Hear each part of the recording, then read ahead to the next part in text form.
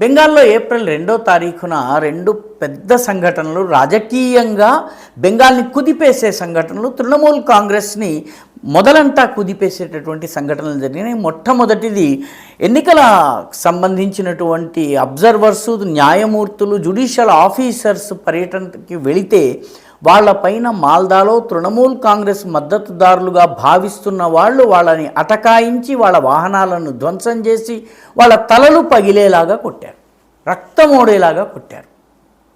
దీంతో మమతా బెనర్జీ ప్రభుత్వం యొక్క గూండాయిజం ఏ రకంగా ఉంటుందన్నది పశ్చిమ బెంగాల్కి ఇప్పటికే రుచి తెలిసింది. మొత్తం యావత్ భారతదేశము లైవ్లో చూసింది. రెండవ సంఘటన బెంగాల్లో జరగలేదు, బెంగాల్ బయట జరిగింది. కానీ ఎఫెక్ట్ తృణమూల్ కాంగ్రెస్ మీద ఉంది. తృణమూల్ కాంగ్రెస్కి సంబంధించి ఎన్నికల ప్రచార బాధ్యత నిర్వహిస్తున్నటువంటి ఐపాక్, గతంలో ప్రశాంత్ కిషోర్ దీని నాయకుడిగా ఉండేవాడు.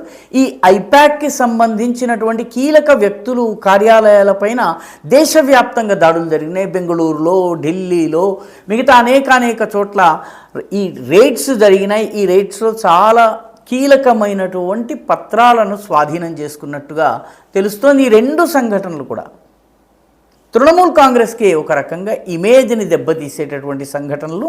ఒకటి దాని యొక్క ఎన్నికల వ్యూహాన్ని దెబ్బతీస్తే, మరొకటి దాని యొక్క ఇమేజ్, పర్సెప్షన్, దాని పట్ల ప్రజల్లో ఉన్నటువంటి పర్సెప్షన్ని దెబ్బతీసేటటువంటి సంఘటన.